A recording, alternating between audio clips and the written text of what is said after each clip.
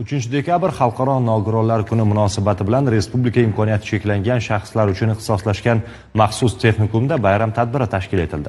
Sahnada talabalarning yorqin iqtidori, san'atga bo'lgan mehr-muhabbati namoyon bo'ldi.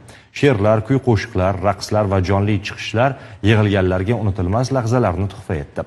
Bayram ruhini o'zida mujassam etgan ushbu tadbirda talabalarning kasb-hunar egallash yo'lida erishayotgan yutuqlari, mahorati alohida e'tirof etildi. Garchi biz bularni imkoniyati cheklangan desak ham, lekin bularda imkoniyatlar juda katta. Bularni o'qishga bo'lgan munosabatlari, hayotga bo'lgan munosabatlari, bilimga bo'lgan munosabatlari o'zgacha. Bu yerdagi yotoqxonalarning jihozlanishi, o'quv ta'lim muassasalarining jihozlanishi, shu bilan birgalikda Oliy ta'lim vazirligidan mana bu yili 28 nomdagi o'quv qo'llanmalar, shu bilan birgalikda ko'zi ojiz, zaif o'quvchilar uchun 10 nomdagi Braille asosidagi umumkasbiy maxsus kitoblar yaratib, ularga imkoniyatlar qilib berildi. Respublika imkoniyati cheklangan texnikumni o'tgan yili bitirganlari bu yili 40 ga yaqin nafari oliy ta'lim muassasalariga o'qishga kirgan.